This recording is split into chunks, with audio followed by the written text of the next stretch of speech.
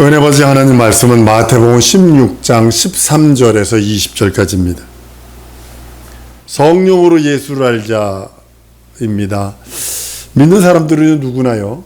그 사람이 빈부격차 이런 것도 따질 필요 없고요. 건강 유무 따질 필요도 없고요. 남녀노소 따질 필요도 없고, 성경에 기록된 대로 체험할 수 있는, 하나님의 나라를 체험할 수 있고, 예수를 체험할 수 있고, 성령을 체험할 수 있는 무한한 자유가 있다는 거죠.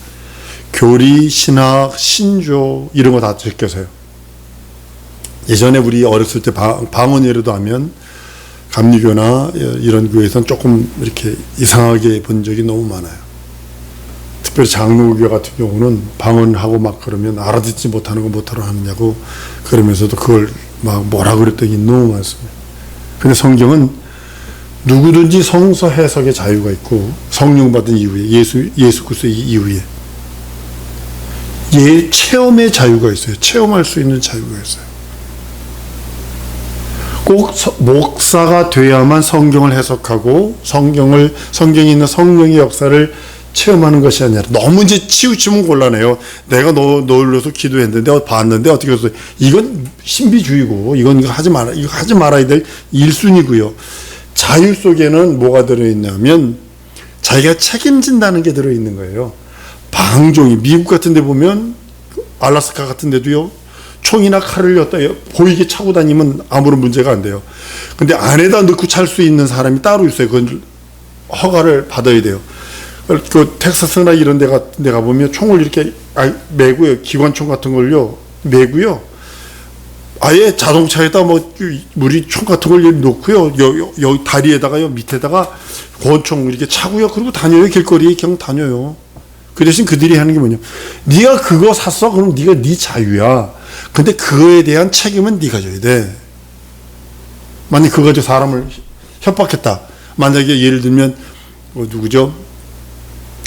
그 사람을 인질 잡았다, 그럼 반드시 머리에다가 총 쏴서 죽입니다. 그냥 멀리서 한 100m 바깥에서, 한 50m 바깥에서 정확하게 머리를 쏴서 죽여버립니다. 총을 들고 사람에게 겨누었다는 그 자체는, 이거는 자유를 넘어간 거예요. 이건 방종이라고 인정해버리는 거예요. 명심하셔야 됩니다. 한번 따라하십시다. 내 자유에는 책임이 있다. 내가 예수를 믿고 의지하는 거는요, 성경 안에 들어있는 모든 그 능력을 체험할 수 있는 자유가 있어요. 그러나 방종하면 안 돼. 방종은 내가 봤는데, 내가 들었는데, 내가 어쩌고 저쩌고 무당처럼 하는 거, 이건 절대로 해서는 안 됩니다. 이건 자기 영은 주주하는 겁니다. 볼 수 있고 들을 수 있어요. 알 수 있어요. 경험할 수 있어요. 근데 그 자유 안에서, 진리 안에서지, 진리를 벗어나는 순간에 그건 타락이라고 표현하는 겁니다. 은혜 받음을 받을수록요, 노련해지면 안 됩니다. 근데 노련해지려고 그래. 신앙은 노련해지는 게 아니에요. 많은 사람들이 신앙이 연륜이 쌓여요. 그러면 노련해진대나? 아니요. 한번 따라합니다. 은혜 받으면 받을수록 예수와 가까워져야 된다. 예수와 가까워져야 돼. 예수의 영광을 자꾸 비춰줘야 돼. 예수 앞에 그 예수의 그 능력이, 예수의 영광이 있어야 되거든요. 모세가요, 하나님 40일 동안 만나고 나서 살갗불이 표현해서 빛이 났던 것처럼, 구약에도 그런 일들이 있었는데, 우리는 더욱더 은혜 받으면, 하나님의 은혜, 예수의 은혜를 받으면 노련해지려고 그러지, 예수에게 가까워지려고 그러지 않아요. 두 번째로 뭔지 아십니까? 은혜 받으면 받을수록 내 성품이 예수의 성품화 되어야 되는데, 노련해져.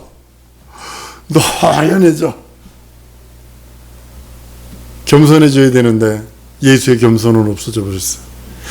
그런 건 나한테 시키지 말고 저기 다른 이런 식으로 돼버렸다. 노련해져서 그래요. 은혜 받으면 받을수록 예수와 가까워져서 하나님의 영광을 봐야 되고, 은혜 받으면 받을수록 하나님의 성품, 예수의 성품을 담아서 겸손해져야 합니다. 그것이 우리들이 예수 믿는 이 땅에서 보존되어야 되는 우리의 덕목입니다. 예수 믿는 사람의 덕목이 뭐냐?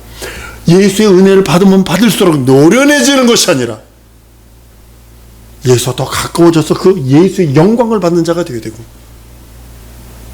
은혜 받으면 받을수록 예수의 성품을 닮아서 더욱더 겸손해지고 더욱더 그리스도 예수의 은총 앞에 부종할 수 있는 그 능력이 있어야 된다는 거죠. 의의 실상을 모르면 겸손할 수 없습니다. 인자가 누군지, 인자는 하나님의 아들이죠. 누구 얘기하는 겁니다. 하나님과 동등하신 분이시라는 것은 우리는 너무나 잘 압니다. 인자는 하나님과 동등됨을 취하지 않았다라고 빌립보서 2장 5절 이하의 11절까지 말씀을 합니다. 자기를 낮추어 사람처럼 됐다고 말씀을 합니다. 인자가 부활하신 후에 천국에 들어가신 것을 보아서요, 예수이신 그 인자이신 그분이 얼마나 겸손했는지 우리는 알 수 있습니다. 하나님께서 영원 전에 하늘을 창조하셨는데, 신들의 하늘, 우라노스를 창조합니다. 보좌를 두셨어요. 그런데 예수는 겸손히 자신을 낮춰서 영원 세월이 지난 후에 비로소 2000년 전에 그 나라를 상속하셨다고, 그 나라를 들어가셨다고 성경은 말씀을 합니다. 예수가 하나님 나라의 보좌에 좌정하셨고 예수가 그 나라를 상속하셨다는 뜻은, 여러분, 나에게 성령이 임하셔서 하나님을 아버지로 부를 수 있는 능력입니다. 육체에 있을 때요, 예수를 결단코 사람들에게 보여주지 않았습니다. 자기가 그리스도인 것을 가려버렸습니다. 주는 그리스도 살아계신 하나님의 아들입니다. 고백한 베드로 외에 사람들에게도, 제자들에게 하지 마라, 내가 그리스도인 걸 말하지 마라 라고 얘기를 합니다. 그러나 성령을 통해서 예수가 죽고 부활하신 후에 하늘 보좌에 좌정하신 후에 비로소 성령이 120문도에게 임하더니 성령 받은 그들을 통해서 성령으로 예수가 인자이시오, 예수가 하나님이시오, 예수가 창조주이심을 증거하고 있다는 사실입니다.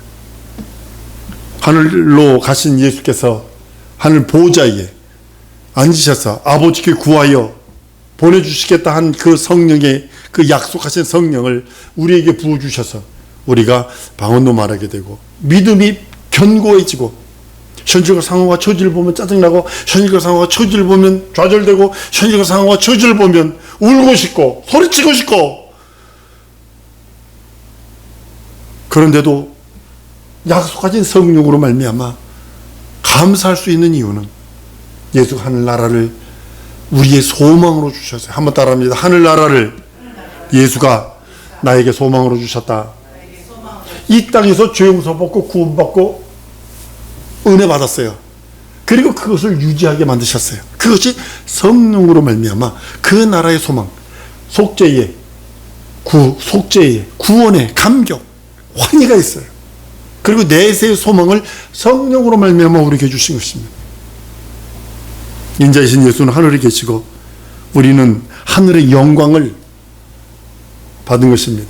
그래서 우리가 예수를 깊이 알고 예수를 만나고 은혜를 받으면 받을수록 하나님의 영광을 얻는 것입니다.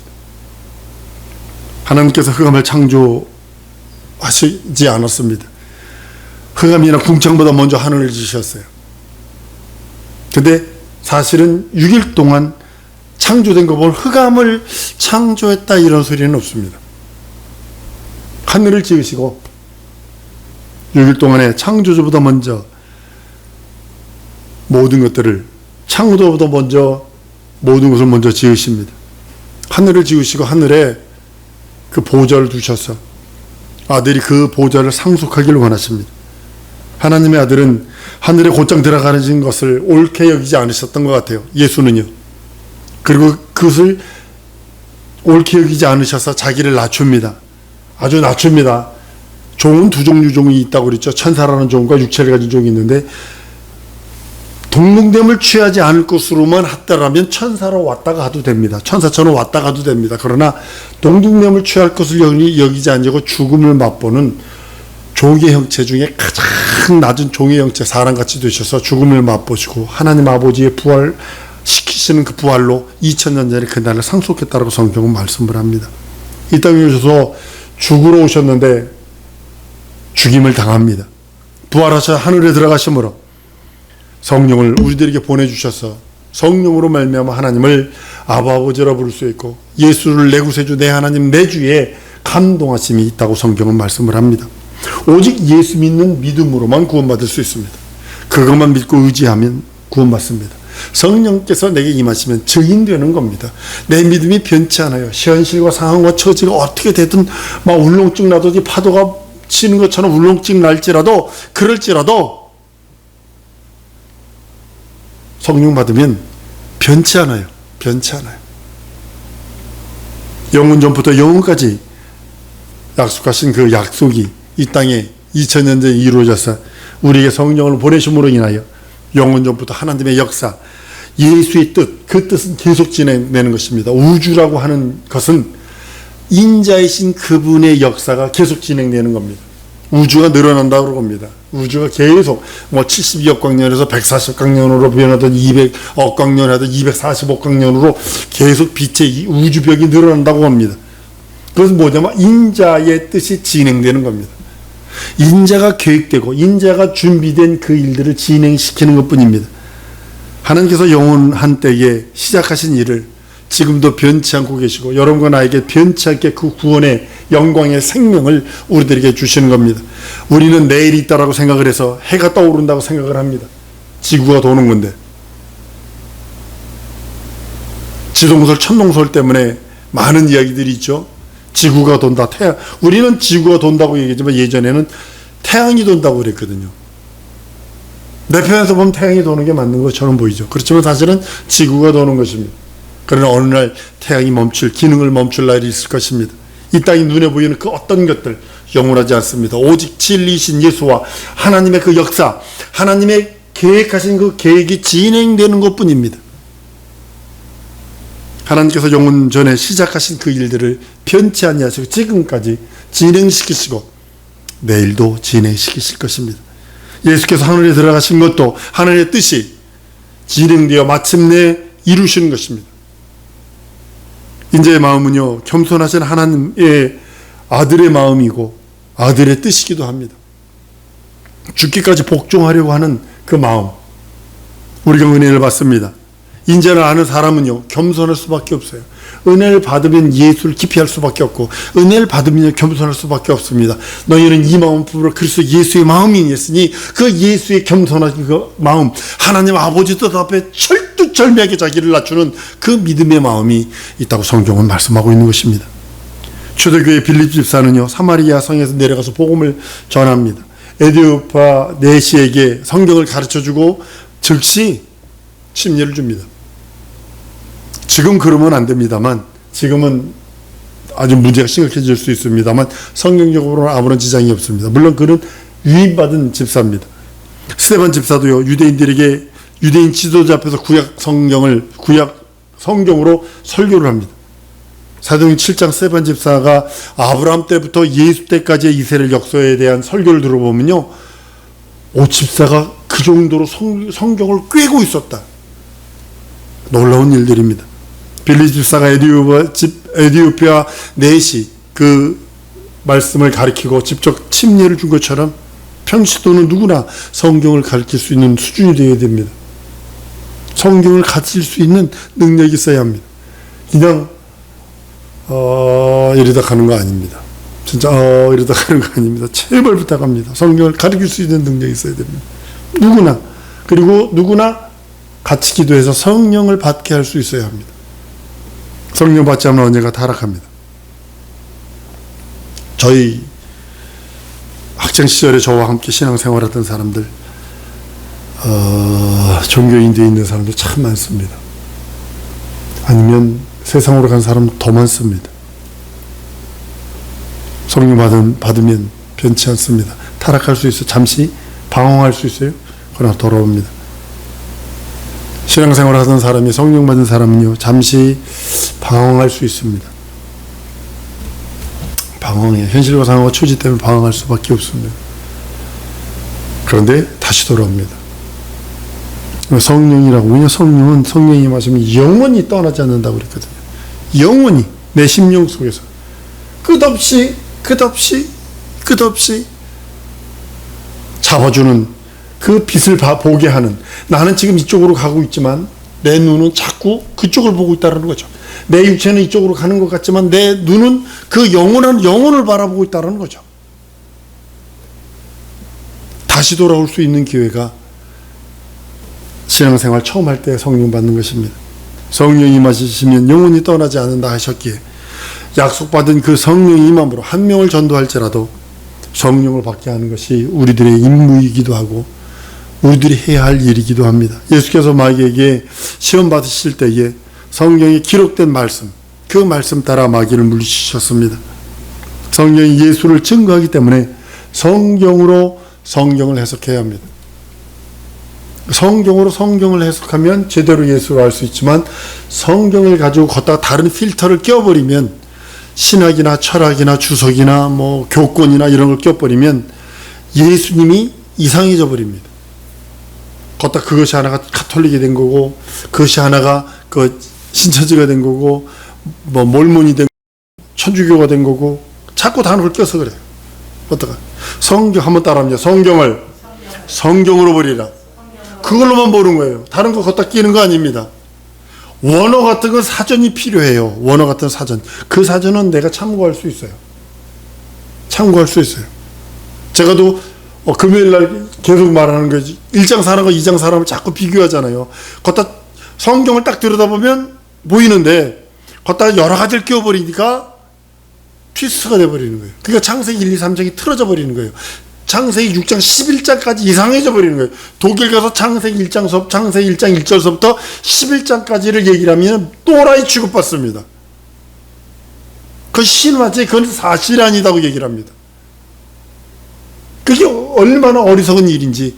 만약에 창세기 1장 1절서부터 창세기 11장까지 신화가 된다면 여러분과 내가 믿는 예수는 신화의 산물이 될 수밖에 없다는 거죠.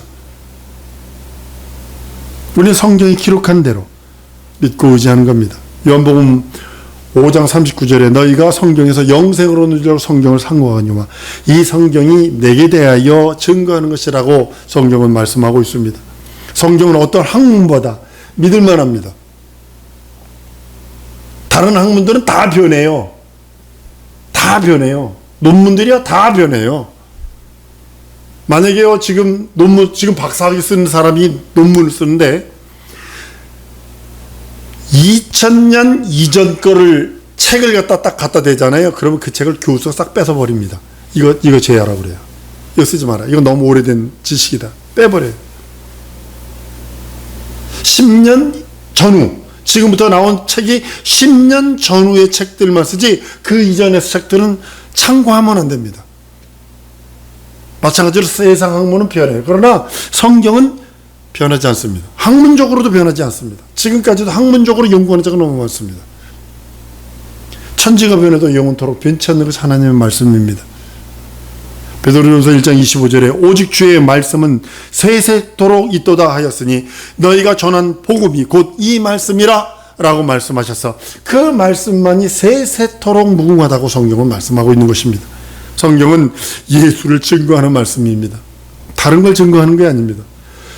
구약 성경 한 장을 떠들더라도 그건 예수님에 대한 이야기입니다. 물론 거기에 나오는 사람 많죠. 뭐 모세도 나오고 아브라함도 나오고 뭐 다윗도 나오고 누구도 나옵니다.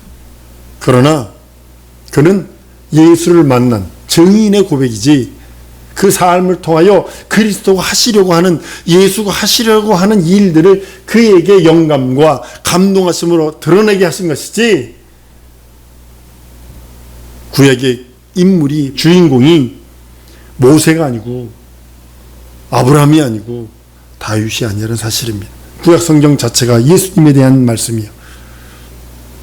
성경의 목적은 또한 이렇게 말씀합니다. 성경 목적은 요한복음 20장 30절 31절에 너무나 잘 말하고 있습니다.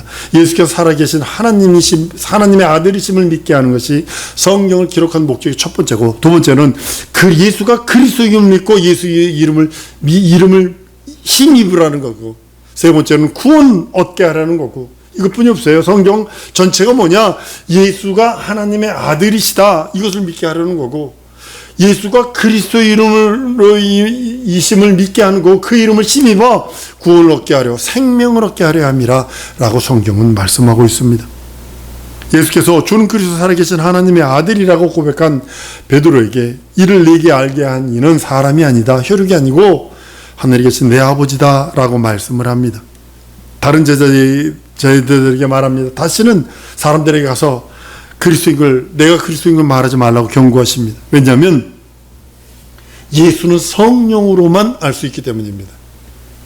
예수는 성령으로만 알아야 되고, 지식으로 알면 떠나갑니다. 그 누구도 떠나갑니다. 예수는 성령으로 알아야 됩니다. 한번 따라하십니다. 예수는 성령으로 알아야 한다. 성령으로 알지 않냐면 예수를 철학자나 아니면 좋은 그 성인으로 인정할지언정 구세주로, 하나님으로, 하나님의 아들로 인정할 수 없다는 거죠. 제자들이 베드로는 성령의 감동하심으로 주는 그리스도 살아계신 하나님의 아들입니다 라고 고백했지만, 다른 제자들은요, 성령으로 감동되지 않았기 때문에 증거하지 말라는 거예요. 성령이 임하신 다음에 증거하라는 거죠. 성령이 오시면 모든 것을 가르치시고 예수가 하신 모든 말씀들을 생각나게 하신다고 요한복음 14장 20절에 그날에는 내가 아버지 안에 아버지가 내 안에 내가 너희 안에 있는 것 너희가 알리라 라고 말씀하시고, 그래서 기억나게 하시는 거예요. 모든 것을 가르치시고 예수가 하신 모든 하신 말씀을 기억나게 하신다라고 성경은 말씀합니다. 성령 충만해야 성령을 제대로 알 수 있습니다. 성경을 알아야 예수를 제대로 알 수 있습니다. 구약의 어떤 사건을 가지고 그 사건으로서 이야기하다 끝나는 것이 아니라 그 사건 이전에 그 사건이 예수와 어떻게 연결됐느냐, 예수에 대한 이야기지 그냥 그 사건 이야기만 하다 끝냅니다. 예수께서 성령이 오실 때까지 인내하셨어요. 예수님도 성령이 임할 때까지 인내하신 거예요. 120문도에게 성령이 임할 때까지 인내하신 거예요. 예수의 살찌고 피 흘린 공로, 가난과 매맞음, 옆구리에 창찔림 그 자체도 다 성령 오실 때까지 인내하는 것입니다. 아버지의 뜻을 다 이루어 십자가에서 다 이루었다 하신 것은 내가 마귀를 멸했다, 내가 구원을 완성했다, 내가 하나님의 나라를 상속하는 것, 피 흘려 죽고 부활하는 것을 다 이루었다, 그 나라 상속을 다 이루었다라고 선언하는 것 동시에 성령이 오시면 비로소 너희가 내 증인된다 하시는 장면이기도 합니다. 영원한 때부터 시작한 일이 사람들에게 알리셨을 때 성령이 오셔서 비로소 자신이 예수 그리스도 자신이심을, 그리스도이심을 증거하도록 성령이 오실 때까지 유보한 것입니다. 예루살렘 떠나지 마라. 마가의 다락방에서 예수 숨 전은요 500문도가 봅니다. 그러나 마가 다락방에서는 120문만 있어서 120명이 한 것은 오직 저녁 기도에 힘썼다라고 성경은 말씀을 합니다. 우리 주님의 명령, 우리 주님도 이 세상에 계실 때 성령을 천폭적으로 의지하였습니다. 천폭적으로. 하나님이신데도 우리 성령 충만치 않으면 예수 알 수 없습니다. 그리고 성경을 알 수 없습니다. 이 시간에 우리 기도하십시다. 하나님, 나 예수도 알기 원합니다. 내게 성령 충만 주세요. 현실 상황이 어려운 거 압니다. 처지가 어려운 거 압니다. 우리 교회 지금 위경입니다. 그런데도 불구하고 하나님께 구하는 것은 내게 성령 충만 주세요. 나 예수 깊이 알기 원합니다. 원초적인 문제가 이겁니다. 이것부터 해결해달라고 우리 다 같이 통성으로 기도하십니다.